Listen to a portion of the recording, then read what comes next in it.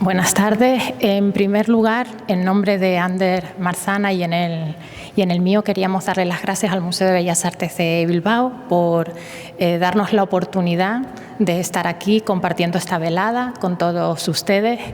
Y muy especialmente queríamos darle las gracias también a Jon Ander Tomàs por su trato afectuoso, a la par que exquisito, y también a Marta Mercadal por su profesionalidad. Como ya nos ha introducido Jon en su presentación,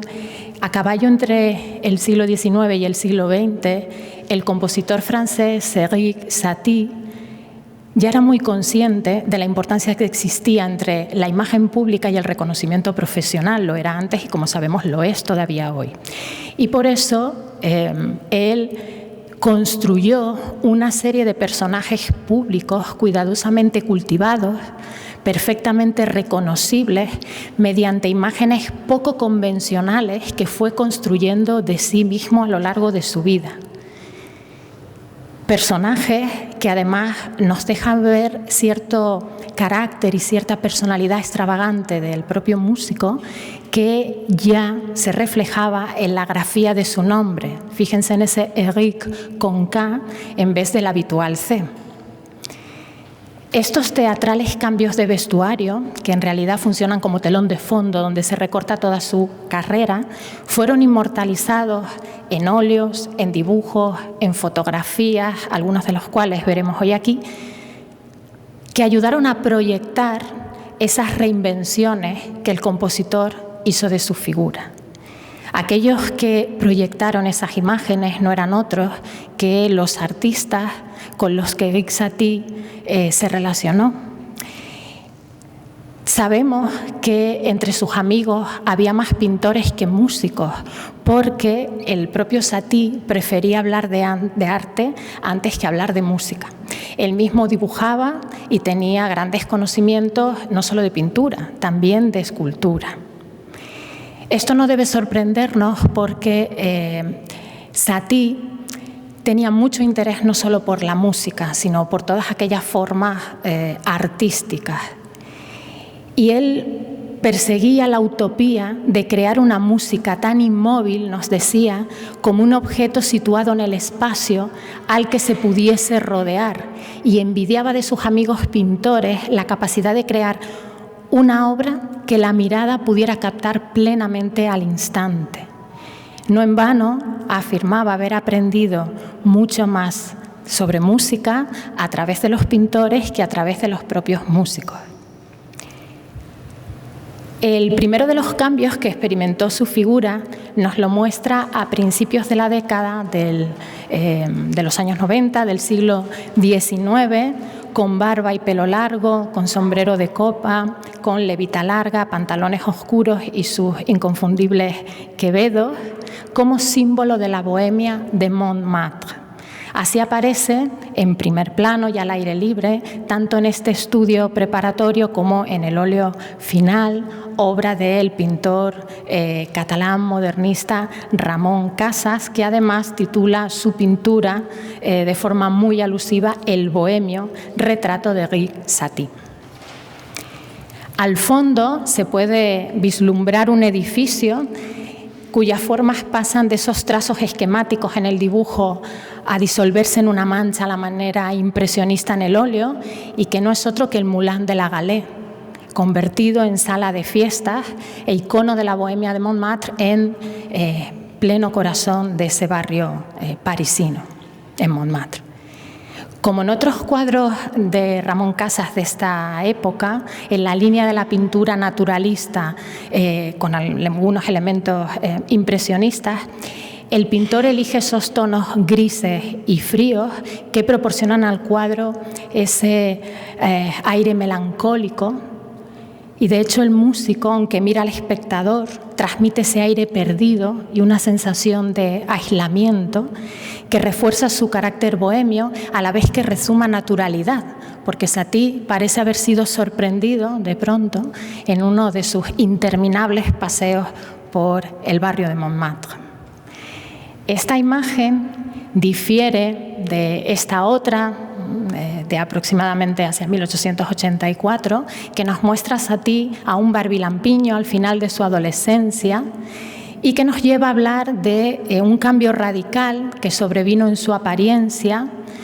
a partir de su primera visita al cabaret Le Chat Noir en 1887, cuando tenía 21 años de edad. Él va a ese cabaret para asistir a uno de los espectáculos de sombras chinescas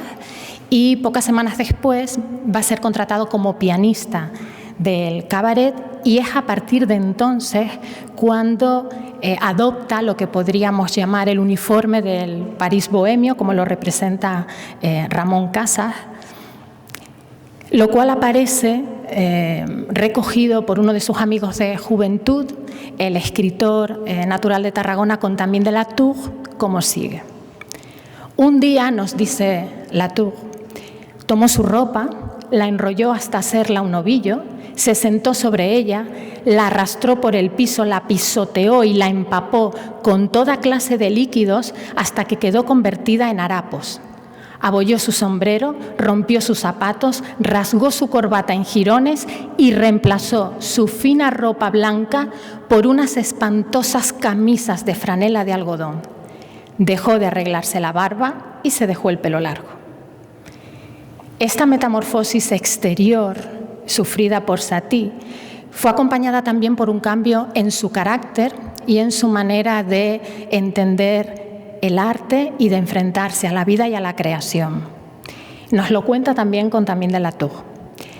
Hasta ese entonces, tímido y reservado, dio rienda suelta a la alegría desenfadada que llevaba en su interior. El contraste que se produjo entre esta vida libre y desprejuiciada y su propia rectitud burguesa le demostró la hipocresía de ciertas convenciones. Dejó de lado todo lo que amaba a fuerza de costumbre. Se dedicó con entusiasmo a rescatar la belleza del esfuerzo libre, atrevido y sin límites, que no se pone trabas a sí mismo, con reglas o métodos. Admiró a aquellos que, despreocupados del presente o de las dificultades futuras, la cabeza en alto, con los bolsillos vacíos y con espíritu lánguido, se hundían alegre y salvajemente en la búsqueda de su ideal.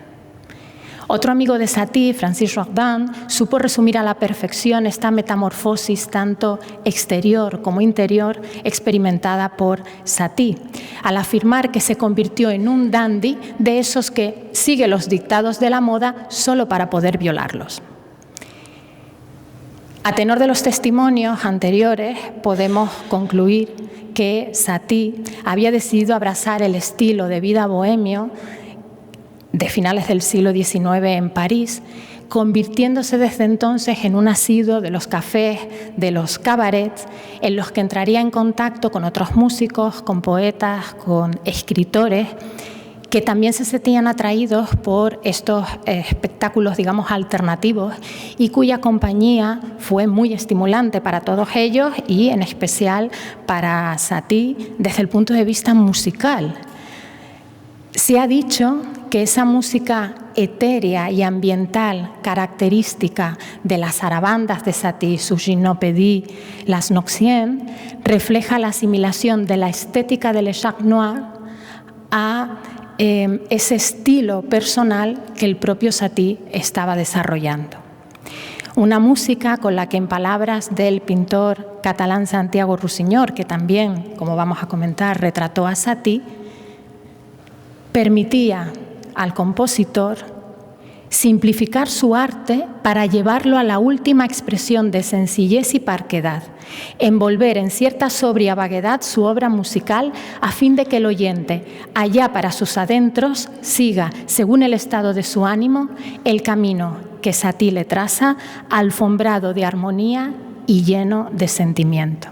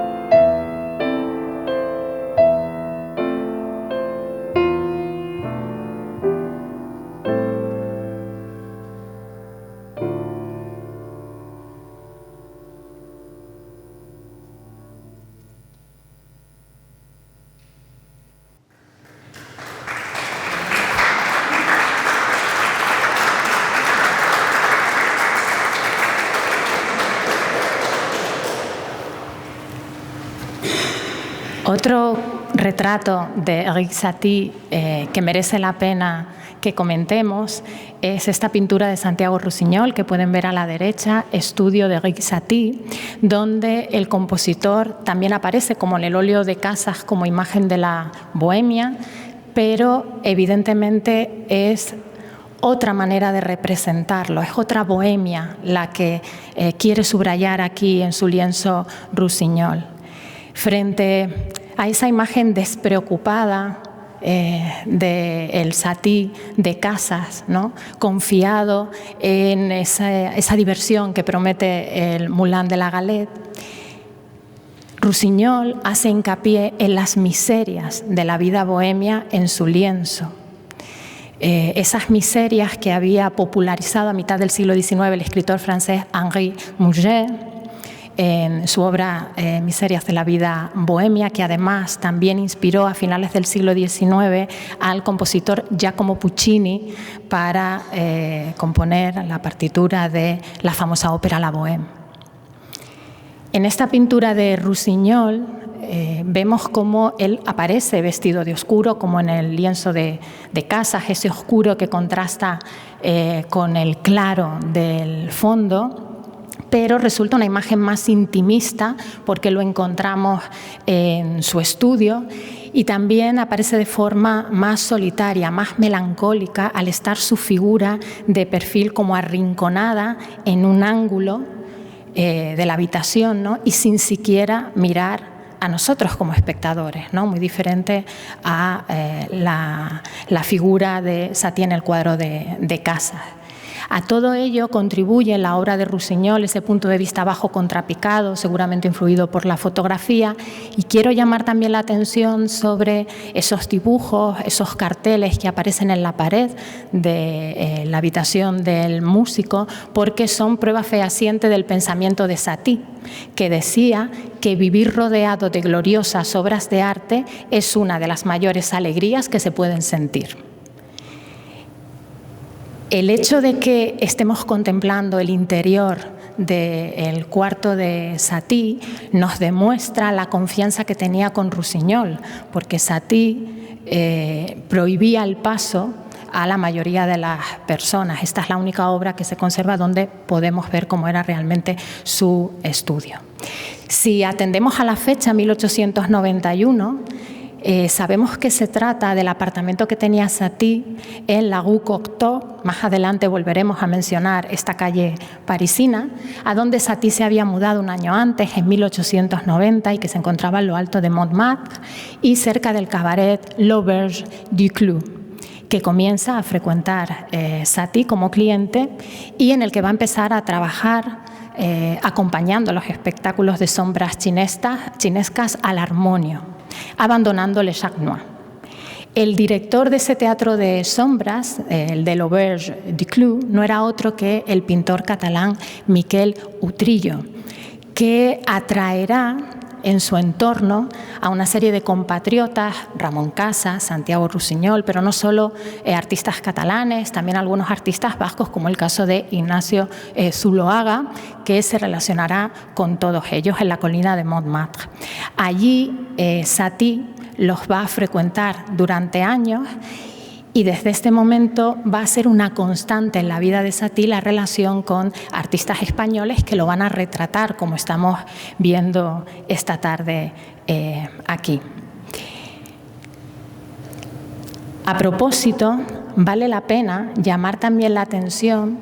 sobre este dibujo de Santiago Rusiñol, Erik Satie tocando el armonio, cuya iconografía coincide con una descripción que el propio Rusiñol hace de Satie como imagen de la bohemia, como vemos también en el dibujo, y donde subraya Rusiñol la agudeza de la mirada del compositor. Puedo asegurar, nos dice Rusiñol,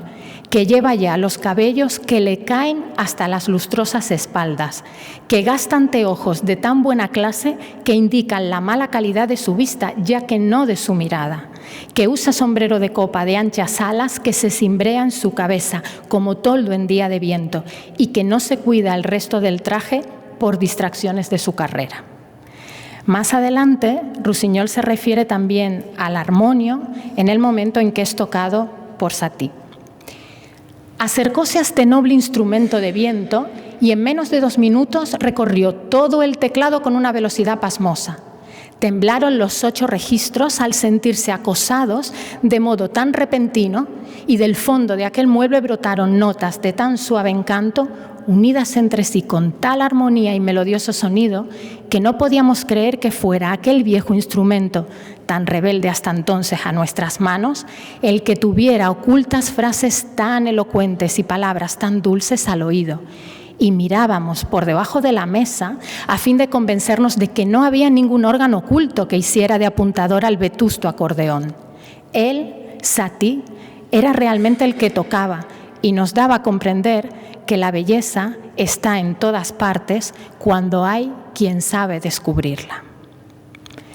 Para concluir con los retratos de Satie, obra de Santiago Rusiñol, no he podido resistirme a presentarles esta tarde una romanza cuyo título hace referencia a la composición musical que está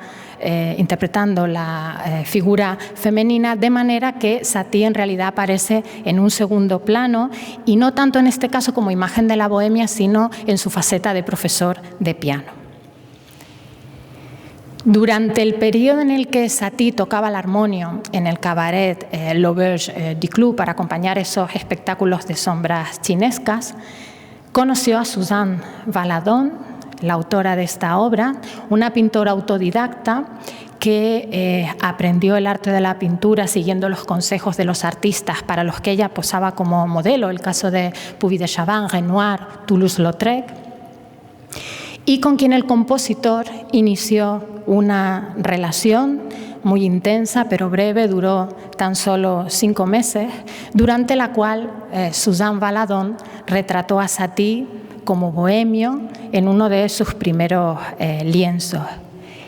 Satie, por su parte, dibujó de esta forma naif y esquemática a Vicky, como él llamaba cariñosamente a Suzanne Valadon, y sabemos que el compositor conservó durante toda su vida el retrato que le hiciera Valadon, así como esta fotografía de Suzanne Valadon, Maurice Utrillo y un perro. El niño que estamos viendo era fruto de la relación entre Suzanne Valadon y Miquel Utrillo y llegaría a ser un gran pintor. Y quiero ahora que se fijen en esta imagen porque nos ha llegado cortada. Parece ser que habría un tercer personaje que sería el que llevaría la correa del perro y se ha llegado a la conclusión de que ese personaje sería Henri Satie porque él conservó esta foto también hasta el final de su vida y además por detrás escribió «Retrato de mi amiga la dulce Suzanne Valadon». Tras la muerte de Satie, esta fotografía volvió a manos de Valadon, quien antes de regalarla la recortó seguramente para evitar dejar huellas de su vida privada. Ella era muy celosa de su intimidad. Al parecer, la fracasada aventura con Valadon fue definitiva en el terreno amoroso para Satie, porque no le hemos conocido otras historias amorosas.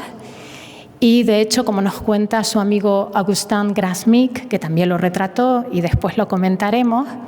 este fracaso amoroso llevó al compositor a creer que el amor era simplemente una enfermedad de los nervios. Además, como consecuencia de este romance entre Satie y Valadon, las relaciones entre el compositor y Miquel Utrillo se deterioraron porque al parecer Utrillo había vuelto a acercarse a Valadon cuando apareció Satie interponiéndose entre los dos. Este lienzo de Santiago Rusiñol, titulado En campaña, nos muestra un momento anterior al surgimiento de ese trío amoroso. Los protagonistas son Suzanne Valadon y Miquel Utrillo, vestido de militar con un uniforme que pertenecía a Henri Satie. Y este título, En campaña, tiene un doble sentido, porque se refiere tanto a la indumentaria militar de Miquel Utrillo como a esa actitud combativa de Suzanne Valadon en este momento, intentando convencer a Miquel Utrillo para que reconociera la paternidad de su hijo, lo cual finalmente consiguió. Lo cierto es que Utrillo no conservaría un buen recuerdo del compositor, al que describe fielmente, sí, como aquel joven sonriente de largos cabellos pelirrojos con bigote y bastante bien parecido, pero a quien, también Utrillo, según él, Rusiñol se limitó a hacer posar como silueta en el segundo plano de algunos pequeños cuadros, nada más lejos de la realidad, como estamos viendo en estas imágenes. Junto a estas pinturas que nos muestran al Satie bohemio, hallamos un retrato estilísticamente muy distinto, obra del conde y pintor Antoine de la Rochefoucauld, que refleja el breve periodo de esoterismo militante por el que atravesó Satie, un momento en el que él a veces paseaba por la calle incluso con sotana. Satie se convirtió en el compositor y en el maestro de capilla de la Orden de la Rosa Cruz, cuyo líder era Josephine Peladan, y lo hizo no solo atraído por los aspectos esotéricos, ocultistas, místicos de esta orden o la fascinación por el pasado, sino desde un punto de vista pragmático, porque el pertenecer a la Orden de los Rosa Cruz le daba la posibilidad de publicar por primera vez algunas obras, el caso de las Sonneries, y de interpretarlas también y de que su música fueran escuchadas en las veladas de la Orden.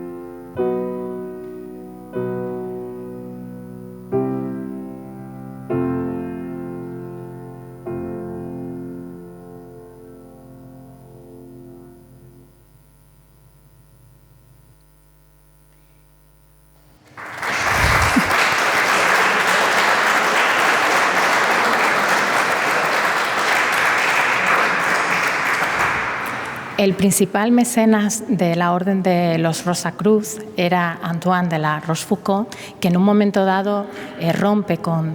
Péladan, es apoyado por Satie, y es entonces cuando él lo representa, como lo vemos aquí en primer plano, delante de ese piano con su habitual barba y pelo largo, pero en un estilo divisionista cercano a Paul Signac, para reforzar el misticismo del retratado, a lo que contribuye esa pose un tanto afectada, la mirada perdida, todo de acuerdo con la finalidad del cuadro, que estaba consagrado al lucimiento de Satie como cabecilla de un nuevo culto místico, religioso, artístico, sucediendo a Péladan y apoyado por la Rochefoucauld. Los retratos de Satie que hemos visto hasta el momento contrastan con el que el pintor Marcellin de Botton, asiduo de Le Chat Noir y participante del primer salón de la Rosacruz, le hizo a Satie por estos mismos años y que parece retrotraernos décadas atrás al perpetuar la iconografía del músico romántico representado como ideal e identificado con el concepto de genio.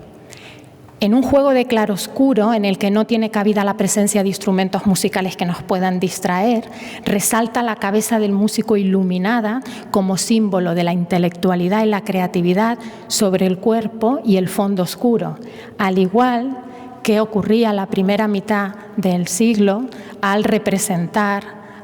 a los músicos, ¿no? Pues del romanticismo como Chopin, como Liszt, como Berlioz, obras, entre otros, de grandes artistas como Delacroix, como Courbet, y que se inspiran en el género del autorretrato porque así era como se solían retratar los pintores. Seguramente la obra más paradigmática sea este cuadro atribuido a Delacroix, donde encontramos esa cabeza que parece surgir de la oscuridad frontalmente iluminada, imponiendo su presencia. También impone su presencia la figura de Erik Satie en esta obra conocida por todos ustedes, que pintó Ignacio Zuloaga y, como saben, pues ha adquirido recientemente este museo. Aunque la pose es prácticamente idéntica a la de Satie en el retrato de Botton, las diferencias saltan a la vista. Zuloaga, haciendo gala de un lenguaje más moderno y personal, en el que la realidad naturalista de obras anteriores, más cercanas a esos colores fríos, claros de Ramón Casas, va dando paso a cierta ensoñación simbolista y desplaza también la figura de Satie Zuloaga desde el centro a la derecha del cuadro, y utilizando un claroscuro que nosotros percibimos como menos intenso, como resultado de este ambiente de penumbra buscado por Zuloaga, de penumbra interior, a lo que ayuda este uso de una gama cromática contenida y, por otra parte, muy velasqueña, ¿no? Recordemos cómo para Zuloaga Velázquez pues, era uno de sus grandes referentes. Y ahora quiero que se fijen en el juego sutil y teatral, bicromático, que nos plantea aquí el pintor al retratar a Satie, cuando ilumina su frente y la parte derecha de su rostro contra ese fondo oscuro, mientras que el pelo de Satie en oscuro aparece en contraposición con ese fondo claro, un fondo indeterminado y simplificado a base de largas pinceladas que dota a la escena de cierto carácter de irrealidad, de misterio, subrayando el aire solitario y ensimismado del bohemio protagonista, que parece como suspendido en el tiempo. Las características comentadas han llevado a datar este cuadro hacia 1893-94. En 1893, precisamente, Zuloaga cambia de domicilio y se va a vivir a una calle que ya hemos mencionado, la Rue Cocteau, al número 12 específicamente, y era en esa misma calle, en el número 6, donde vivía Satie, muy cerca, y no lejos de donde tenía el estudio Suzanne Valadon. Aunque no sepamos con certeza el año de esta obra, de lo que no hay duda es de que se trata de un retrato de juventud, donde retratista y retratado se hallan en la veintena y que es al mismo tiempo una prueba de amistad, como se deduce de esa inscripción en el ángulo inferior izquierdo, donde Zuloaga escribe a mi querido amigo Erik Satie. La ligación con el pasado del retrato de Debután nos permite apreciar aún más la modernidad que pintores como Casas, como Rossinyol, Zuloaga, Valadón o La Rochefoucauld aportaron al género del retrato de músico y que se avenía perfectamente con esa imagen de dandy buscada por Satie en un entorno bohemio que todos estos artistas conocían bien y compartían. En un momento en el que Satie todavía era prácticamente un desconocido, esos pintores, como reflejó por escrito una vez más Rossinyol, vaticinaron que su nombre sonará con el tiempo si la fortuna no le juega una partida serrana en el curso de su artística carrera, la de músico-compositor con asomos de poeta. Hacia 1895, Satie abandonará el uniforme bohemio y se convertirá en The Velvet Gentleman, el caballero de terciopelo, como era apodado en Montmartre debido a su atuendo, su peculiar traje de terciopelo con sombrero y abrigo a juego, del que sabemos que al menos mandó a confeccionar media docena de ejemplares idénticos. Es cierto que pictóricamente contamos con menos representaciones de esta nueva figura creada por Satie, pero tenemos algunos ejemplos en la obra de su amigo Gras Mick, como este óleo que estamos proyectando y donde el compositor aparece en la parte inferior izquierda de un café cantante justo al lado de esa señora con sombrero, que no es otra que la famosa bailarina de Cancan, Jeanne Avril, la preferida de Toulouse-Lautrec, que es el que está sentado justo enfrente de ella. Esta llamativa vestimenta de Satie es característica de los años en los que él, especialmente de noche, porque de día estudiaba en la Schola Cantorum, se dedicó a acompañar como pianista los medios de la música popular, el café cantante y el music hall, que tanto influirían en su obra compositiva posterior.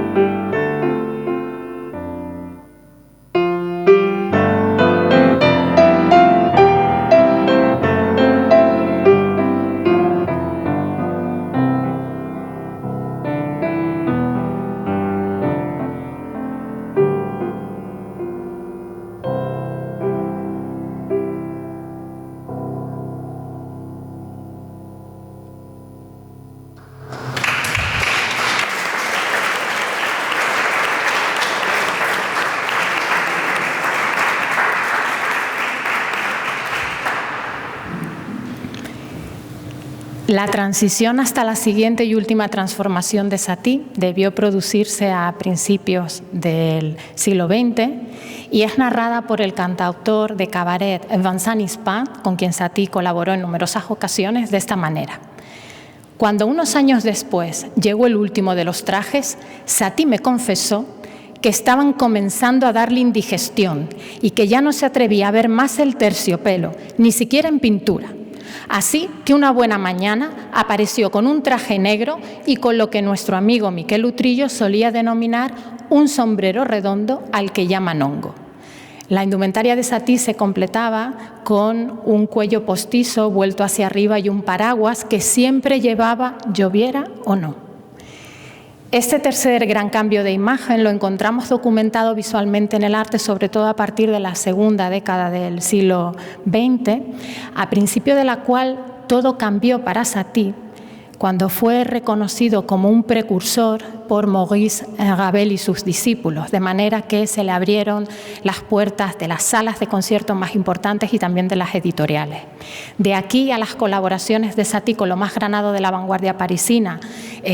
con cuyos principales protagonistas tuvo una copiosa y fluida correspondencia, solo hay un paso. En este sentido, fue providencial para Satie el encuentro con el poeta, escritor y dramaturgo Jean Cocteau, quien lo retrata en este dibujo de 1916 y que podemos ver aquí junto a una autocaricatura de Satie que el compositor incluyó en una carta que envió a Cocteau un año más tarde.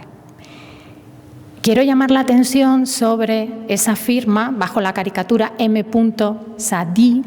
que hace referencia a un apodo que los amigos catalanes de Satie le habían puesto décadas atrás porque encontraban un cierto parecido con el apellido de Satie y él, como ellos decían, el poeta árabe Saadi, con lo cual para ellos Saadi era un nombre moro que a Satie le gustó particularmente hasta el punto de que se divertía firmando su correspondencia y sus autorretratos como M. Satie Monsieur, Satie hasta el final de su vida, cuando ya esos artistas catalanes pues hacía mucho tiempo que habían desaparecido realmente de su entorno. Gracias a Cocteau, Satie entró en la órbita de los ballets rusos del empresario Sergei Diaghilev y compuso la música del ballet Pagad. Estamos viendo el telón de Boca realizado por Picasso. Después volveremos al artista malagueño. Pagad fue una verdadera apoteosis de la estética del circo y del music hall, una estética que Satie conocía muy bien y fue a la vez una obra clave en la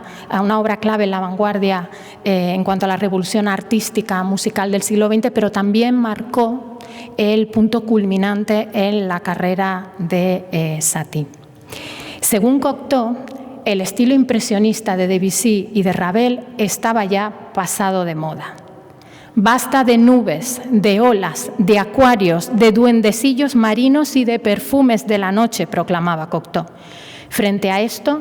esa música de todos los días de Satie sí que captaba para Cocteau la esencia misma de la vida moderna.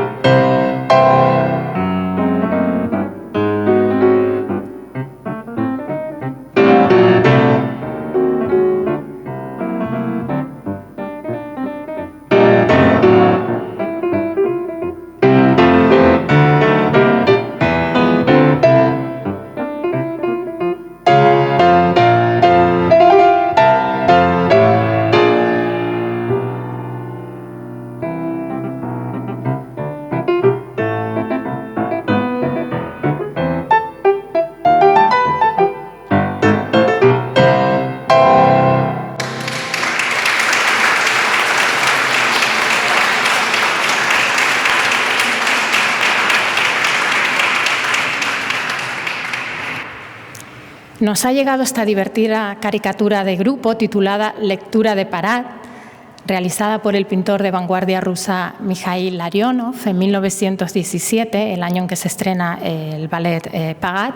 y donde podemos reconocer de izquierda a derecha al compositor ruso Igor Stravinsky, Diaghilev, Cocteau y Satie.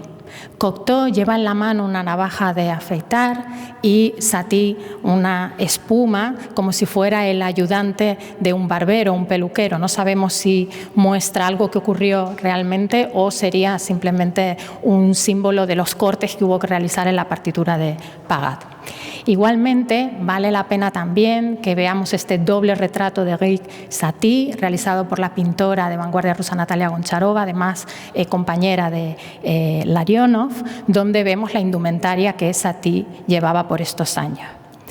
Asimismo, Pagat puso en contacto a Satie con Picasso,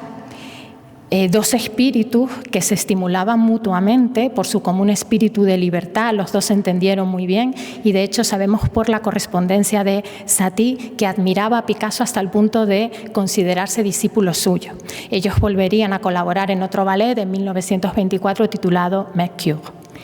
Y de hecho, una prueba de que Picasso y Satie siguieron relacionándose después del estreno del ballet Pagat es este dibujo de 1919, en donde no solo obtenemos mucha información sobre el interior del salón y del estudio de Picasso en la parisina La Boétie, sino que podemos observar a un Erik Satie ya bastante envejecido, con su traje típico de estos años, a la derecha del cual encontramos a Olga Picasso, Olga Koklova de soltera, la primera bailarina de la troupe de Diaghilev. A su derecha tenemos a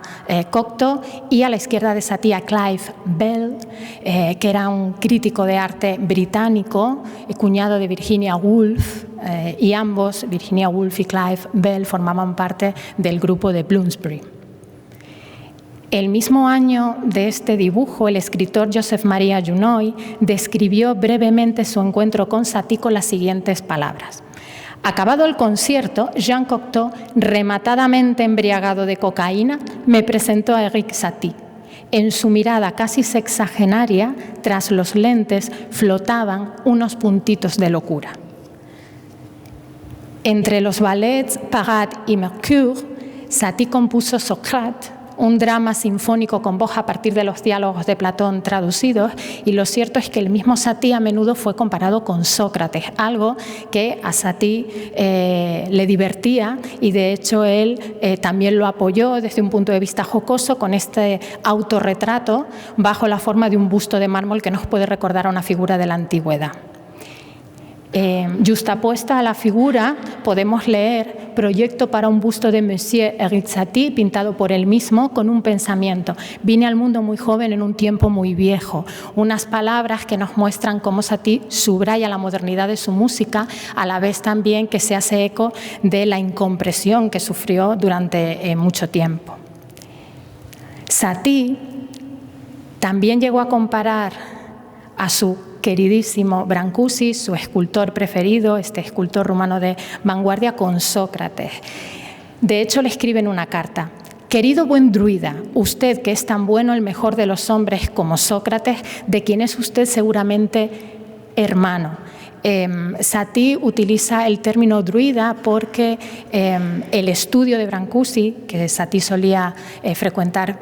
con mucha asiduidad, le recordaba un lugar de culto megalítico, nos cuenta Satie. De la amistad entre ellos queda esta bella foto, que además es una de las pocas en las que Satie pudo ser retratado sin que la foto quedara movida, porque Brancusi nos narra cómo Satie todo el tiempo hacía reír a Brancusi, le contaba chistes y la cámara de Brancusi se movía cuando intentaba retratarlo. Por otra parte, Satie se sentía muy cómodo con el espíritu lúdico y libertario de los dadaístas y era obvio que tarde o temprano su camino se iba a cruzar con el del pintor y fotógrafo surrealista y dadaísta Man Ray, quien recuerda su encuentro con el compositor en 1921 en una exposición que la Galería Asís le dedicó. Estaba perdido entre la multitud, escribe Man Ray, cuando un extraño hombrecito locuaz de unos 50 años se me acercó y me condujo ante uno de mis cuadros. Con su perillita blanca, sus quevedos pasados de moda, su bombín negro, su paraguas y guardapolvo negros, parecía un empleado de pompas fúnebres o de algún banco conservador. Este fue el comienzo de una amistad que iba a durar hasta el fallecimiento de Satie.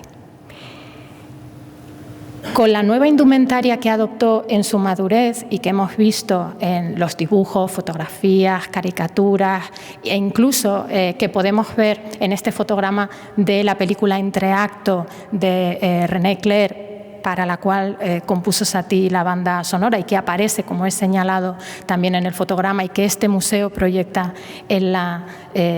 actualidad.